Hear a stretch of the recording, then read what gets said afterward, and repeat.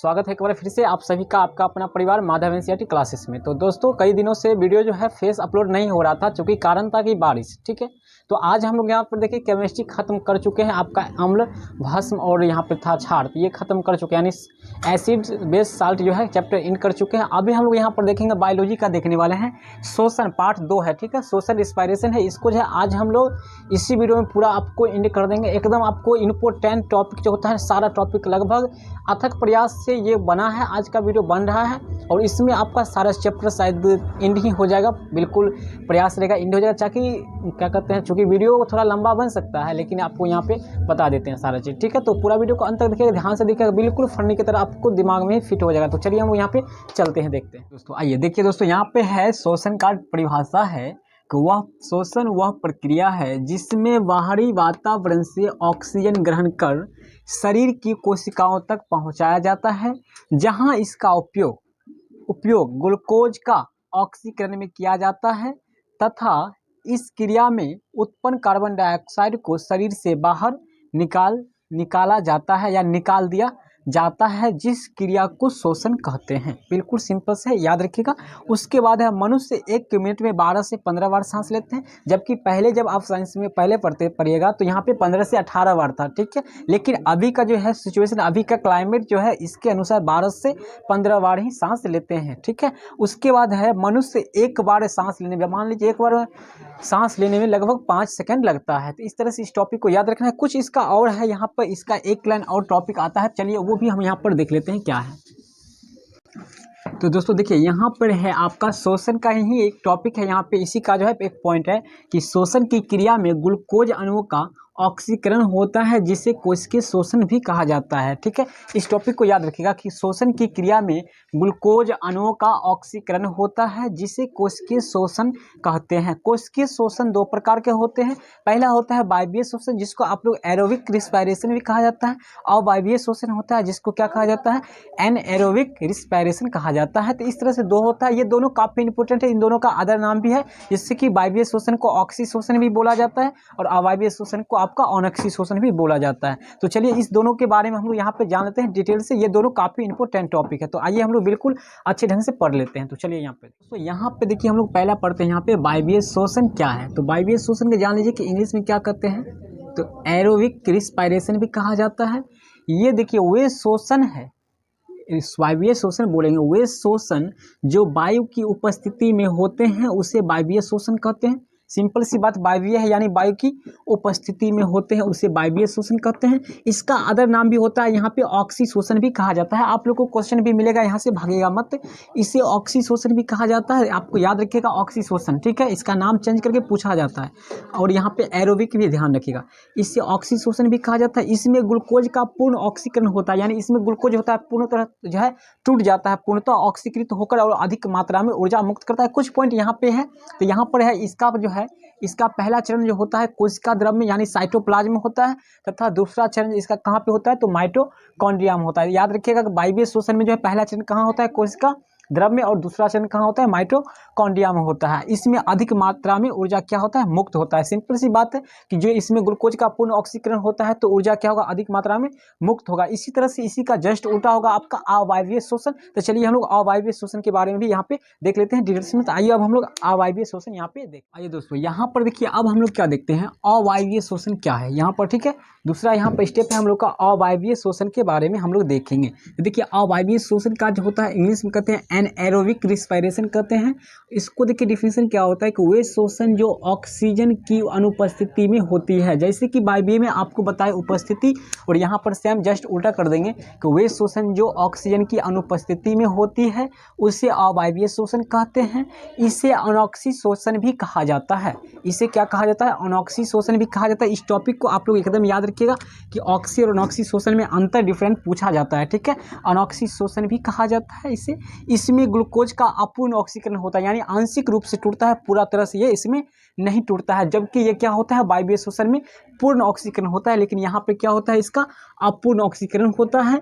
यह क्रिया कोशिका द्रव्य, यानी ये क्रिया जो है कोशिका द्रव्य में ही पूर्ण हो जाता है। जबकि वायवीय श्वसन में हम लोग क्या देखें अभी जस्ट, ये क्रिया जो है कोशिका द्रव और माइटोकॉन्ड्रिया दोनों में होता है, लेकिन यहाँ पे अवायवीय श्वसन जो होता है इसकी क्रिया जो होता है केवल कोशिका द्रव यानी साइटोप्लाज्म में ही पूरा हो जाता है, मतलब संपन्न होता है। उसके बाद यहाँ पे लास्ट टॉपिक है यहाँ पे कि इसमें कम ऊर्जा मुक्त होता है। बिल्कुल सही बात है, यहाँ पर अवायवीय श्वसन जो कि ऑक्सीजन की अनुपस्थिति में होगा तो इसमें ऊर्जा क्या होगा, बहुत कम मात्रा में मुक्त होता है। तो इस तरह से ये टॉपिक खत्म होता है। इस टॉपिक से आपको क्वेश्चन बहुत इंपॉर्टेंट पूछा जाता है, किन्वन क्या है, या फिर मनुष्य के जैसे कि होता है यहाँ पे मांसपेशी में दर्द क्या होता है, तो उस क्रिया को आप लोग अच्छे से एकदम ध्यान से पाइरुवेट की काम होता है, ये क्रिया आप यहाँ पर देख लीजिए किन्वन क्या है। तो आइए हम लोग अब देखते हैं किन्वन के बारे में। अब हम लोग देखते हैं काफी यहाँ पे इंपॉर्टेंट टॉपिक है किन्वन क्या है। ठीक है, यहाँ पे आपको पूछा जाता है 2 नंबर में क्वेश्चन पूछा जाता है किन्वन क्या है, इस विधि को बताएं, यह विधि किसमें होता है। तो ये जो है इसमें जो होता है अवायवीय श्वसन होता है, ये बात जान लीजिए। ये क्रिया किस में होता है, किन्वन की क्रिया तो अवायवीय श्वसन में होता है। देखिए यहाँ पे क्या लिखेंगे हम लोग किन्वन, कि जब पाइरुवेट ऑक्सीजन की अनुपस्थिति में इथेनॉल कार्बन डाइऑक्साइड में परिवर्तित हो जाता है जिसे किन्वन कहते हैं। क्या बोलेंगे, जब पाइरुवेट ऑक्सीजन की अनुपस्थिति में इथेनॉल तथा कार्बन डाइऑक्साइड में परिवर्तित हो जाता है जिसे किन्वन कहते हैं। यह क्रिया प्रायः किस में होता है, ईस्ट में होता है, जिसको खमीर बोला जाता है, ईस्ट। ठीक है, उसमें होता है। इसका देखिए यहाँ पे कुछ इक्वेशन के रूप में आप लोग को यहाँ पे ये डायग्राम बना देना है कि पाइरुवेट देखिए ऑक्सीजन की अनुपस्थिति में टूटकर क्या बनाता है, इथेनॉल बनाता है, जिसका सूत्र होता है C2H5OH होता है, और यहाँ पे क्या देता है, आपको यहाँ पे कार्बन डाइऑक्साइड भी देता है। तो इस तरह से यहाँ पे किन्वन आपका था, एकदम पूछा ही जाता है, इंपॉर्टेंट है इस बार के लिए, तो इस टॉपिक को एकदम याद रखिएगा। अब इसमें चलिए हम लोग विस्तार से बात करते हैं इस टॉपिक के बारे में कि हम लोग को जो है लैक्टिक अम्ल का निर्माण होता है मांसपेशी में, तो दर्द क्यों होता है, और सारे टॉपिक है। तो चलिए इस पर हम लोग ज़्यादा जोर देकर और डिटेल्स में और जानकारी यहाँ पे लेते हैं। तो चलिए यहाँ पे इसके बारे में हम लोग किन्वन के बारे में डिटेल्स यहाँ पे देखते हैं। क्या होता है, सबसे पहले शरीर में क्या होता है कि हम लोग जो श्वसन लेते हैं तो ग्लूकोज का क्या होता है, पूर्ण ऑक्सीकरण होता है, लेकिन यहाँ पे कोशिका द्रव में जब हो रहा है तो यहाँ पर क्या होगा, इसका अपूर्ण ऑक्सीकरण होगा, यानी जो है पूर्णतः जो है नहीं टूटता है। ये पाइरुवेट और एटीपी ऊर्जा में टूटता है। यहाँ पे एटीपी का बहुत कम मात्रा में ऊर्जा मुक्त होता है, और यहाँ पे होता है इसमें ऊर्जा जो है बंधा जाता है पाइरुवेट में।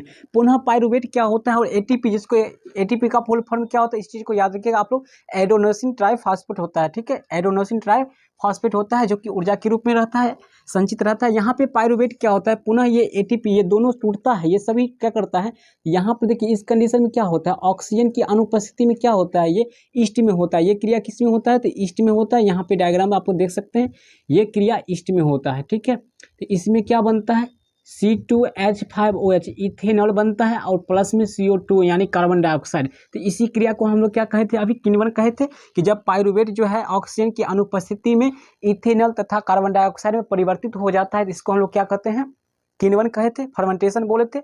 उसी तरह से यहाँ पे होता है कि ऑक्सीजन जब उपस्थिति रहेगा तो ये क्रिया कहाँ होगा, जब ऑक्सीजन उपस्थिति रहेगा तो ये क्रिया होता है आपका माइटोकॉन्ड्रिया में होता है। ठीक है, माइटोकॉन्ड्रिया में यहाँ पर नहीं दिख रहा होगा, ध्यान से सुनिए, माइटोकॉन्ड्रिया में होता है, और इसमें क्या बनाता है आपको, तो CO2 बनाता है, प्लस क्या बनाता है, यहाँ पे जल बनाता है। यह इस क्रिया को हम लोग वायवीय श्वसन भी कहे थे। उसके बाद यहाँ पे ये टॉपिक आपको याद रखना है कि पाइरुवेट का विखंडन ऑक्सीजन की अनुपस्थिति में जब लैक्टिक अम्ल के में हो जाता है, ये लैक्टिक अम्ल का निर्माण करता है, जिससे क्या होता है, मांसपेशी में दर्द होता है। जब हम लोग अधिक परिश्रम करते हैं या फिर काफ़ी मेहनत करते हैं, हार्ड वर्क करते हैं, तो मांसपेशियों में क्या होता है, ऑक्सीजन की कमी हो जाता है, जिससे पाइरुवेट जो होता है क्या होता है, ऑक्सीजन की अनुपस्थिति में लैक्टिक अम्ल का निर्माण करता है, जो कि क्या होता है, हमारे मांसपेशियों में आकरण या फिर क्या करता है, यहाँ पे दर्द उत्पन्न करता है, इसीलिए हम लोग कहते हैं दर्द उत्पन्न करता है। तो इस तरह से इस टॉपिक को याद रखिएगा। अब हम लोग चलते हैं अगला टॉपिक, देखते हैं यहाँ पे क्या है, तो आगे हम लोग यहाँ पर पढ़ लेते हैं।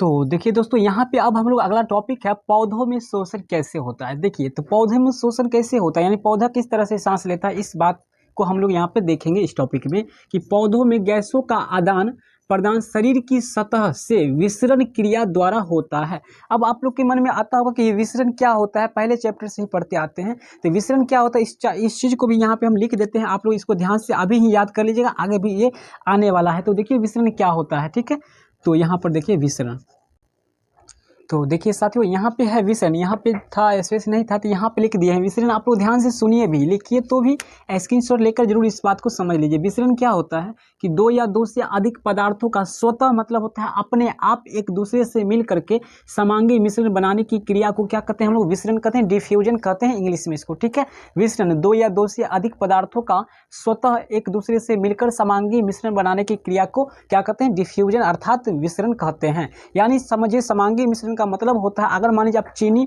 और पानी का जब शरबत बनाते हैं तो क्या होता है, इसमें ऐसी नहीं होता है कि सिर्फ ऊपर कम मीठा लगता है और नीचे की तली वाला जो होता है शरबत का अधिक मीठा लगता है, ऐसी बात नहीं होता। यानी वो समान होता है, यानी ऊपर से भी पीजिए शरबत को तो भी उतना ही मीठा लगता है जितना कि नीचे लगेगा। इस तरह से समझ लीजिए ये बात होता है कि अगर दो चीज़ को अगर मिला दिया जाए, अगर इसमें अगर चीनी कम है इस पानी में, दो बर्तन मान लीजिए, एक शरबत में एक शरबत नहीं है, दोनों को अगर पाइप से जोड़ दीजिएगा और पानी आदान प्रदान होगा तो देखिएगा दोनों समान के मिश्रण, दोनों में मीठा जो होगा क्या होगा, समान मिल जाता है। तो यही बात होता है।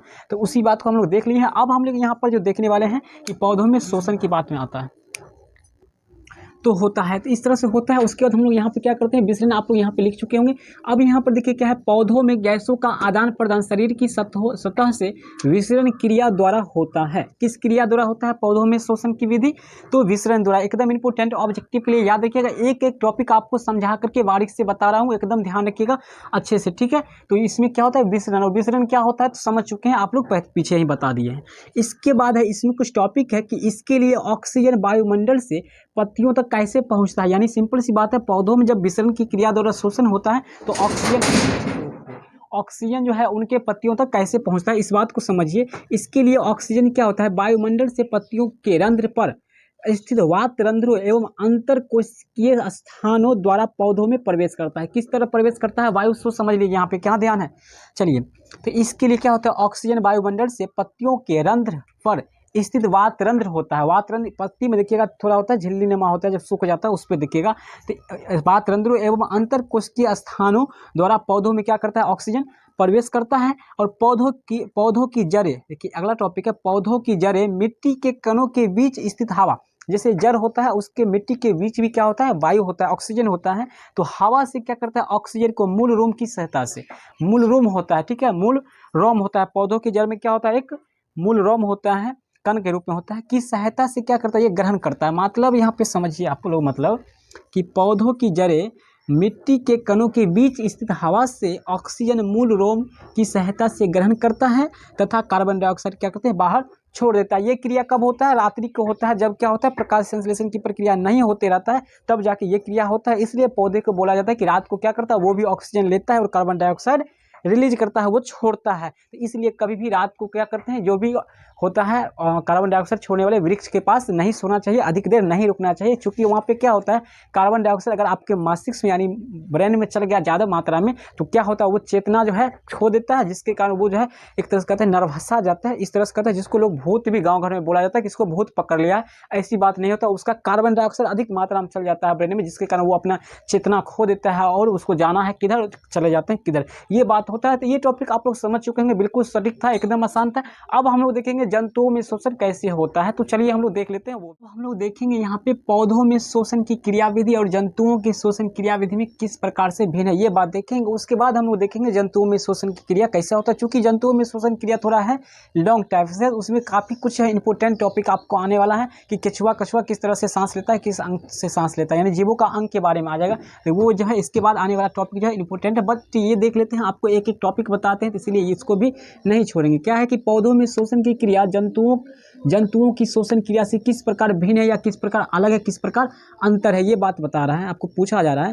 तो पौधों में देखिए क्या होता है, पहला है पौधों के प्रत्येक भाग जैसे जड़, तना एवं पत्तियों में अलग अलग होता है। जब शोषण जो होता है इसमें क्या होता है, सभी भाग में जो होता है अलग अलग शोषण होता है, ठीक है।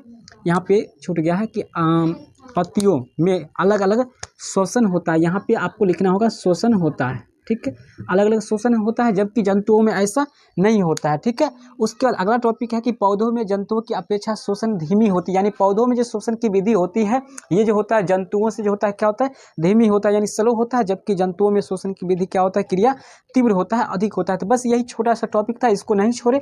अब हम लोग देखेंगे इंपॉर्टेंट टॉपिक, देखेंगे जंतुओं में शोषण कैसे होता है, बहुत इंपॉर्टेंट है, इसको आप लोग एकदम ध्यान से एकदम आपको याद कर लेना है, एकदम अभी देख लीजिए, आपको सिंपल चलते हैं। तो देखो हम लोग देखेंगे इंपॉर्टेंट टॉपिक है, यहाँ पे क्या है कि जंतुओं में गैसों का आदान प्रदान कैसे होता है, जंतुओं में गैसों का आदान प्रदान कैसे होता है, यानी शोषण विधि कैसे होता है। तो सिंपल सी बात है कि इसमें एक कोशिकीय जीव भी जंतु आता है और बहुकोशिकीय जंतु भी आता है। तो जो एक कोशिकीय, इसमें एक कोशिकीय जंतु जैसे अमीबा, पैरामीशियम, यहाँ पे शॉर्ट नाम है, यहाँ पे याद रखिए पैरामीशियम, एस्पंजी इत्यादि में शोषण विसरण द्वारा होता है। विसरण पहले बता चुके हैं आपको कि विसरण क्या होता है, किसके कहते हैं, ठीक है, कि जब दो या दो से अधिक पदार्थ क्या होता है, स्वतः जब एक दूसरे से आदान प्रदान कर करके यानी स्वतः जो है मिल करके और समांगी मिश्रण बनाता है, तो उसी को हम लोग कहते हैं विसरण कहते हैं। तो विसरण द्वारा होता है, ठीक है।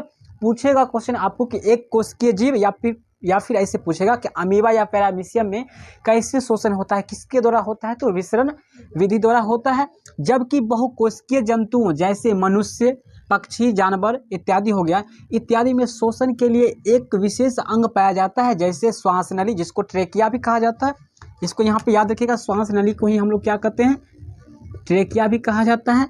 गिल्स, जिसको गलफड़ा, और फेफड़े लंग्स के द्वारा होता है। तो इस तीनों चीज़ के बारे में अभी जो आपको बताने वाले हैं कि कौन जीव जो है ट्रेकिया के द्वारा सांस लेता है और क्यों ट्रेकिया के द्वारा सांस लेता है, ये बात भी कारण भी बताऊंगा। और गिल्स के द्वारा लेता है तो क्यों लेता है, फिर फेफड़ा के द्वारा लेता है तो क्यों लेता है, सारे कारण सहित जानेंगे, आंसर कारण सहित पढ़ेंगे। तो चलिए यहाँ पे देखते हैं। आइए साथियों, अभी जो है ये टॉपिक आपको बिल्कुल याद रखना है, ठीक है, कि श्वास नली या ट्रेकिया किसको बोला जाता है, तो ये बात समझिए। इसके द्वारा कौन सांस लेता है, कौन सा जीव, श्वास नली या ट्रेकिया, इसके बारे में हम आगे पढ़ेंगे। और इसे आप जानते हैं कि श्वास नली होता है यहाँ पे होता है, तो क्या होता है, श्वास नली या ट्रेकिया के द्वारा शोषण कीटो किसमें होता है, कीटो, जैसे टिड्डा, जिसको घोड़ा बोला जाता है गांव घर में, सिंपल जो होता है टिड्डा के, आप तो हवा सुने ही होंगे कि जिससे कि यूपीआर में आ गया था, इस बार हो गया था, बहुत सारी संख्या में था टिड्डा, तो ठीक है। तो टिड्डा तथा तिलचट्टा में होता है, किसके द्वारा शोषण होता है, तो ट्रेकिया के द्वारा। इस टॉपिक को एकदम याद रखिएगा, एकदम पूछा जाता है कि टिड्डा या फिर तिलचट्टा में जो होता है शोषण, किस शोषण अंग क्या होता है, तो टिड्डा या तिलचट्टा का शोषण अंग क्या होता है, ट्रेकिया होता है। और ट्रेकिया से ही सांस क्यों लेता है, फेफड़ा से क्यों नहीं लेता है, तो इस बात को भी याद रखिएगा, क्योंकि ट्रेकिया से इसलिए होता है क्योंकि कीटों के ब्लड में यानी कीटों के खून में जो होता है हीमोग्लोबिन नहीं पाया जाता है, जिसके जो कि ऑक्सीजन को बांध नहीं सकते हैं। इसी कारण से जो आपको बता दें क्या होता है, कीट में या फिर टिड्डा में क्या होता है, ट्रेकिया के द्वारा शोषण होता है, फेफड़ा के द्वारा नहीं होता है। क्यों नहीं होता है, बिल्कुल याद रखिएगा, क्योंकि कीटों के ब्लड में हीमोग्लोबिन नामक कोई भी कण जो है नहीं पाया जाता है। बिल्कुल आपको सटीक तरीका से इस टॉपिक को याद कर लेना। चलिए अब हम लोग देखेंगे यहाँ पर कि जो है सो किस गिल्स के द्वारा कौन सा जीव सांस लेते हैं, गिल्स के द्वारा। तो आइए हम लोग यहाँ पर देखते हैं। अब हम लोग देखेंगे यहाँ पे इंपोर्टेंट टॉपिक यहाँ पे आ चुका है, गिल्स, जिसको गलफड़ा भी बोला जाता है, जिसके द्वारा कौन जीव सांस लेता है, तो मछली लेता है। एकदम इस बात को याद रखिएगा, ठीक है। गिल्स के द्वारा कौन सा जीव सांस लेता है, जिसको हम लोग गलफड़ा भी बोलते हैं, ठीक है। इसके द्वारा शोषण जलीय जंतुओं जैसे मछली, झींगा, सीप जैसे होता है ना, सीप की तरह होता है, या फिर झींगा मछली भी होता है, जिसको होता है कीड़ा, लेकिन लोग इसको खाने के लिए मछली बोल देता है, ठीक है। बाकी ये होता है, ये कीड़ा होता है झींगा, ठीक है, और सीप होता है। तो इन सभी में शोषण किसके द्वारा होता है, गिल्स के द्वारा होता है। इस टॉपिक को आप लोग याद रखिएगा कि मछली, झींगा या सीप यानी पानी में रहने वाले जो भी जीव होते हैं उसमें शोषण किसके द्वारा होता है, तो गिल्स के द्वारा होता है। मेढक जो होता है, मेढक की बात करते हैं हम लोग, मेढक, तो मेढक जो होता है किसके द्वारा सांस लेता है, तो मेढक जो होता है ये त्वचा और फेफड़ा दोनों से लेता है सांस। उसके बारे में हम लोग देखेंगे, अभी बारीक से समझेंगे, सारी चीज़ आपको एक एक चीज़ समझा देंगे। यहाँ पर देखिए फेफड़े द्वारा शोषण उच्च वर्ग के जंतुओं जैसे मनुष्य, कछुआ, कुत्ता इत्यादि, बिल्ली में जो होता है, इस सभी में क्या होता है, सभी में फेफड़े के द्वारा शोषण होता है। अब हम लोग इसका चार्ट आपको बता देते हैं जो कि इंपॉर्टेंट है, उसको आप याद रखें, किस जीव में क्या शोषण है, इसके बारे में हम लोग यहाँ पे लिख देते हैं, आपको बिल्कुल तरह से याद कर लेना है। तो चलिए हम लोग यहाँ पर दोस्तों, अब हम लोग यहाँ पर देखेंगे विभिन्न जंतुओं का शोषण अंग। ये आपको चार्ट बना के दे रहे हैं, चूंकि आप इसको याद कर लीजिएगा। यहाँ पर देखिए मनुष्य, कुत्ता, बिल्ली, etc क्या होता है, फेफड़े के द्वारा शोषण होता है, ठीक है, जो उच्च वर्ग के जंतु होते हैं उसमें, जो कि पहले भी बता चुके हैं। उसके बाद यहाँ पर है टिड्डा एवं तिलचट्टा में किसके द्वारा सांस लेते हैं, वो ट्रेकिया के द्वारा लेता है। किसके द्वारा, ट्रेकिया, जिसको हम लोग श्वास नली भी बोलते हैं हिंदी में। उसका मेढक के बारे में, इस टॉपिक को आप लोग याद रखिएगा, मेढक के बारे में, जो कि उभयचर होते हैं, ये किसके द्वारा सांस लेता है, त्वचा एवं फेफड़ा दोनों से। मेढक जो होता है त्वचा और फेफड़ा दोनों से सांस लेता है, ठीक है। और केचुआ की बात करते हैं, केचुआ जो होता है, केचुआ त्वचा से सांस लेता है। केचुआ एक होता है चाली, जिसको गांव घर में सिंपल भाषा में बोला जाता है लोग केचुआ, ठीक है। और एक होता है कछुआ, कछुआ किसके द्वारा सांस लेता है, तो फेफड़ा से सांस लेता है। कछुआ जिसकी वो अंदर से मुंह बाहर निकलता है ना, वो होता है, ठीक है। और यहाँ पे मछली और झींगा, सीप, ये सब तो आपको बताएं, ये गिल्स के द्वारा सांस लेता है। बस आज की वीडियो में बस यही था। अब कुछ टॉपिक इसका बच गया जो कि आपको अगले वीडियो में यहाँ पे हम लोग पढ़ेंगे, श्वसन तंत्र, मानव श्वसन तंत्र पढ़ेंगे, तो वो अगले वीडियो में देखेंगे। अभी वीडियो थोड़ा लंबा बन चुका होगा, तो मिलते हैं फिर से अगले वीडियो में। बस आप लोग से एक रिक्वेस्ट है कि बहुत ही प्रयास, बहुत ही मेहनत से ये वीडियो आपको दे रहे हैं, तो इसके लिए बस एक लाइक आप लोग से जरूर चाहता हूँ। तो एक लाइक कीजिएगा, अगर अच्छा लगा होगा तो इस अधिक तो आप लोग चैनल को सब्सक्राइब करके ज्वाइन भी कर सकते हैं। तो मिलते हैं अगले वीडियो तक।